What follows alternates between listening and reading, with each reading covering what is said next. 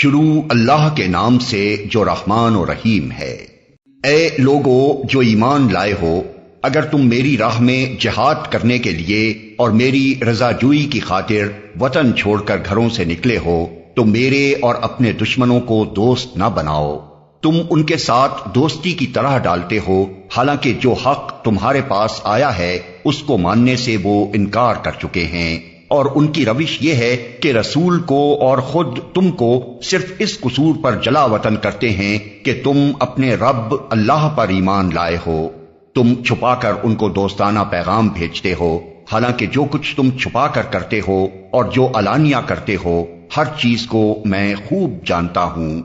جو شخص بھی تم میں سے ایسا کرے وہ یقیناً راہ راست سے بھٹک گیا۔ ان کا رویہ تو یہ ہے کہ اگر تم پر قابو پا جائیں تو تمہارے ساتھ دشمنی کریں اور ہاتھ اور زبان سے تمہیں آزار دیں۔ وہ تو یہ چاہتے ہیں کہ تم کسی طرح کافر ہو جاؤ۔ قیامت کے دن نہ تمہاری رشتہ داریاں کسی کام آئیں گی نہ تمہاری اولاد۔ اس روز اللہ تمہارے درمیان جدائی ڈال دے گا اور وہی تمہارے اعمال کا دیکھنے والا ہے۔ تم لوگوں کے لیے ابراہیم اور اس کے ساتھیوں میں ایک اچھا نمونہ ہے کہ انہوں نے اپنی قوم سے صاف کہہ دیا، ہم تم سے اور تمہارے ان معبودوں سے جن کو تم خدا کو چھوڑ کر پوجتے ہو قطعی بیزار ہیں۔ ہم نے تم سے کفر کیا اور ہمارے اور تمہارے درمیان ہمیشہ کے لیے عداوت ہو گئی اور بیر پڑ گیا جب تک تم اللہ واحد پر ایمان نہ لاؤ۔ مگر ابراہیم کا اپنے باپ سے یہ کہنا اس سے مستثنی ہے کہ میں آپ کے لیے مغفرت کی درخواست ضرور کروں گا اور اللہ سے آپ کے لیے کچھ حاصل کر لینا میرے بس میں نہیں ہے۔ اور ابراہیم و اصحاب ابراہیم کی دعا یہ تھی، اے ہمارے رب، تیرے ہی اوپر ہم نے بھروسہ کیا اور تیری ہی طرف ہم نے رجوع کر لیا اور تیرے ہی حضور ہمیں پلٹنا ہے۔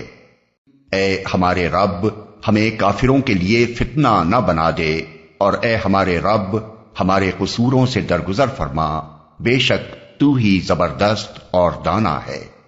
انہی لوگوں کے طرز عمل میں تمہارے لیے اور ہر اس شخص کے لیے اچھا نمونہ ہے جو اللہ اور روز آخر کا امیدوار ہو۔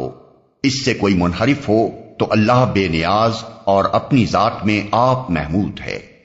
بعید نہیں کہ اللہ کبھی تمہارے اور ان لوگوں کے درمیان محبت ڈال دے جن سے آج تم نے دشمنی مول لی ہے۔ اللہ بڑی قدرت رکھتا ہے اور وہ غفور و رحیم ہے۔ اللہ تمہیں اس بات سے نہیں روکتا کہ تم ان لوگوں کے ساتھ نیکی اور انصاف کا برتاؤ کرو جنہوں نے دین کے معاملے میں تم سے جنگ نہیں کی ہے اور تمہیں تمہارے گھروں سے نہیں نکالا ہے۔ اللہ انصاف کرنے والوں کو پسند کرتا ہے۔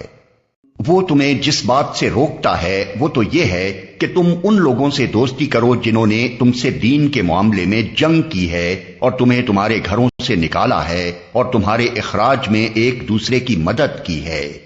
ان سے جو لوگ دوستی کریں وہی ظالم ہیں۔ اے لوگو جو ایمان لائے ہو، جب مومن عورتیں ہجرت کر کے تمہارے پاس آئیں تو ان کے مومن ہونے کی جانچ پڑتال کر لو، اور ان کے ایمان کی حقیقت اللہ ہی بہتر جانتا ہے۔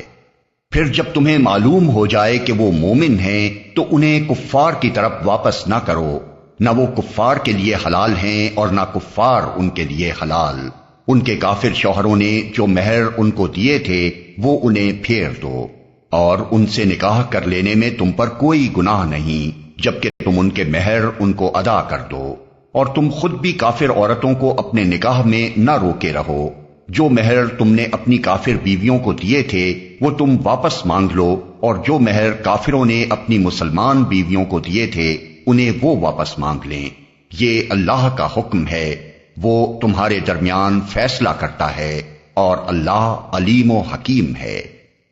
اور اگر تمہاری کافر بیویوں کے مہروں میں سے کچھ تمہیں کفار سے واپس نہ ملے اور پھر تمہاری نوبت آئے تو جن لوگوں کی بیویاں ادھر رہ گئی ہیں ان کو اتنی رقم ادا کر دو جو ان کے دیے ہوئے مہروں کے برابر ہو، اور اس خدا سے ڈرتے رہو جس پر تم ایمان لائے ہو۔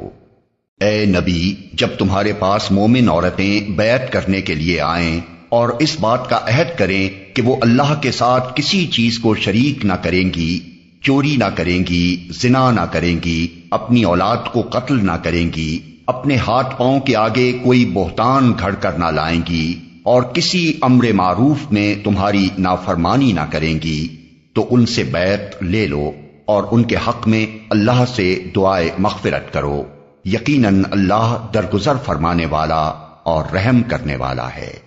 اے لوگو جو ایمان لائے ہو، ان لوگوں کو دوست نہ بناؤ جن پر اللہ نے غضب فرمایا ہے، جو آخرت سے اسی طرح مایوس ہیں جس طرح قبروں میں پڑے ہوئے کافر مایوس ہیں۔